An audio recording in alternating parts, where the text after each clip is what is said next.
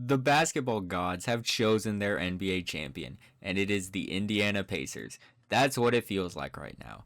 Leave a like and subscribe. We're going to recap this insane game, talk about the future series and what it entails. So leave a like and subscribe, and we'll just jump into it. So let's get the obvious out the way.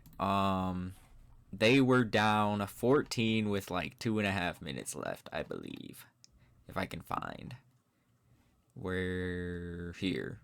What is this? 15 with 4 minutes, 13 with 4 minutes left, 14 with 3.5.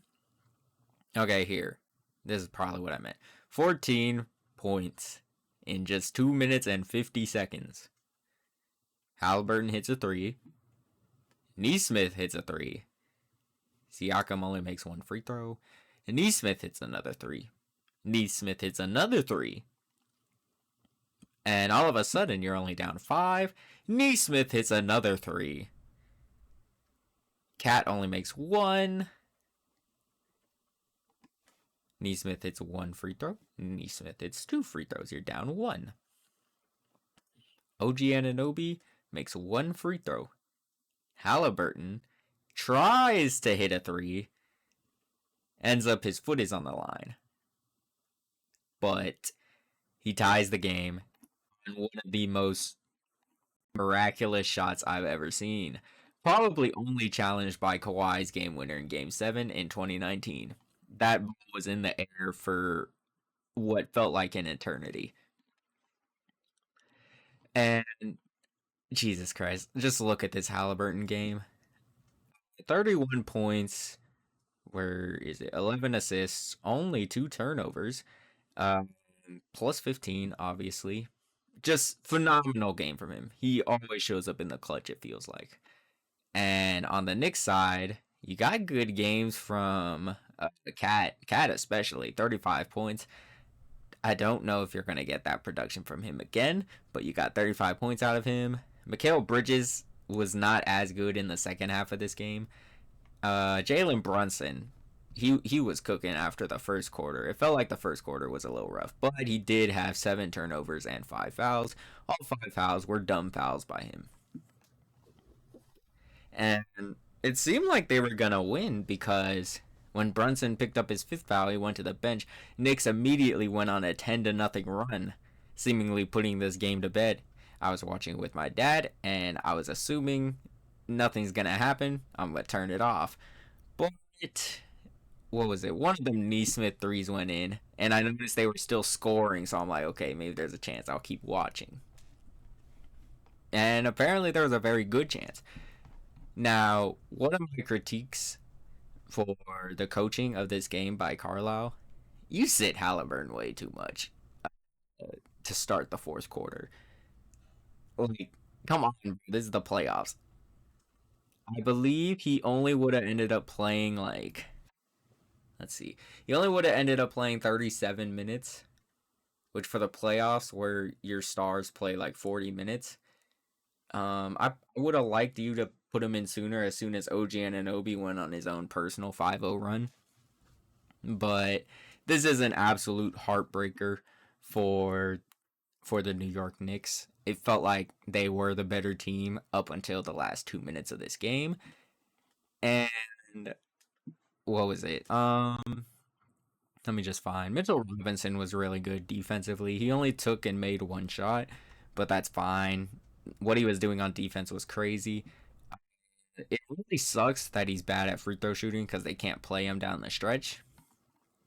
But on the Pacers side, Aaron Neesmith, I don't know if they sacrificed a goat in the locker room or something, but 8 for 9 from 3.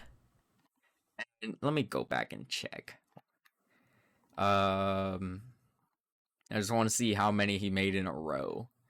Let's see. Here's 1 at about 4 minutes.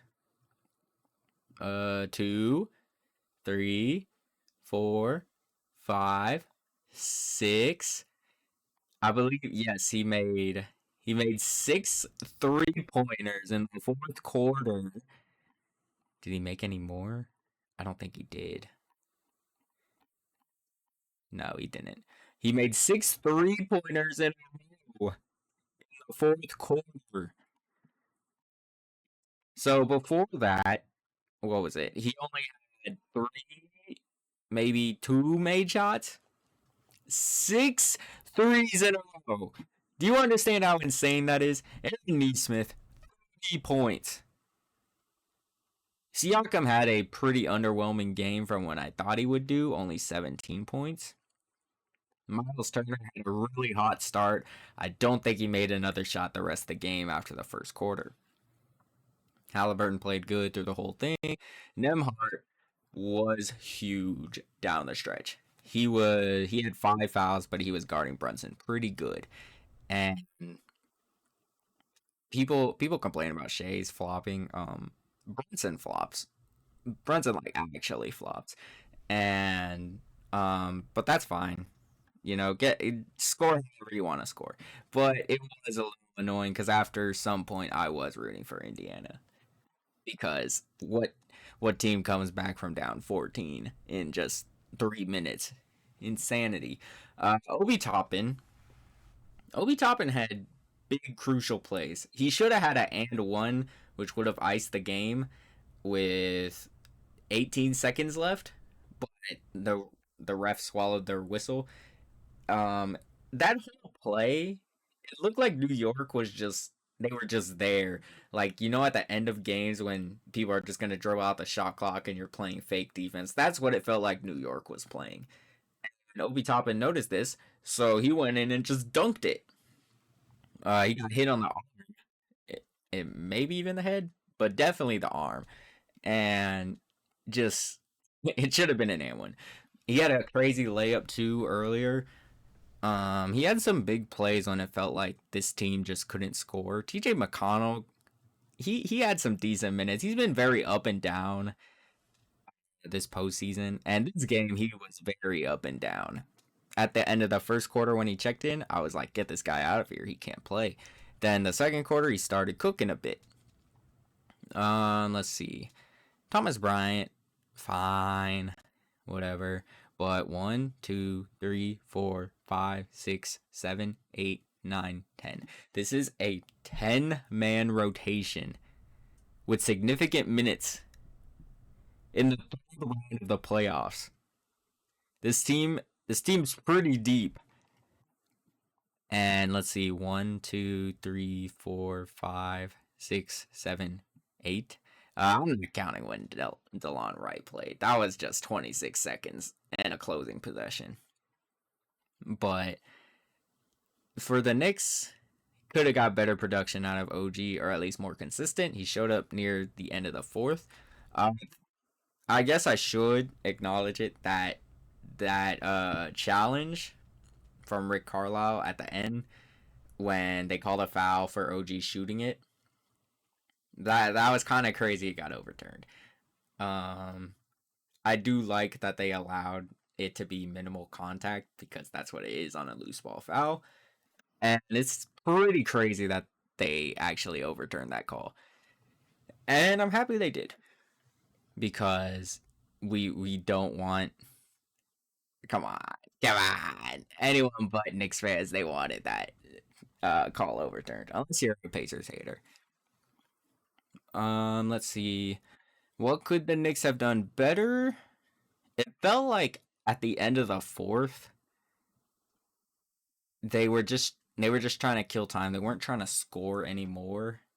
I felt like they could have went to Cat a little bit more down the stretch. He hit the first basket of overtime, and I don't think he shot another shot until that off the rebound three that would have tied the game to close in the closing seconds. But absolute heartbreaker for New York. This team is tough. I know they are capable of bouncing back from it, but that this is a hard game to bounce back from. Maybe the Pacers let up a little because they did their job. They just needed to win one road game. However, we know this Pacers team, they don't know what letting up is. They just the Pacers are tryhards, and I can see why a lot of East Coast fans hate them because Why are you pressing for 40? How many? 52 minutes? You're playing man-to-man full court press the entire time. Yeah, they are tryhards, but they're fun to watch. Halliburton, ridiculous. I never thought he would become like absolute this caliber of scorer. I always saw him as like just strictly pass first. The last few years, it always felt like he was looking for a pass, but this guy's a killer. And part of the reason I chose the Pacers to win. Now, don't get me wrong, the Knicks very much could win this series. I chose it in seven because I knew I was pretty confident the series could go either way and it was going to be close. But part of the reason is this playoffs, every single close game I have seen, the Pacers have won. And if you want to beat the Pacers, you have to beat them for 48 minutes straight. The Knicks beat them for 45 minutes straight. But those last 3 minutes is all those Pacers needed because the Knicks took their foot off the gas, and the Pacers they noticed it and they went in for the kill. So comment down below what you thought of this game. Leave a like and subscribe, and I will see you all next time.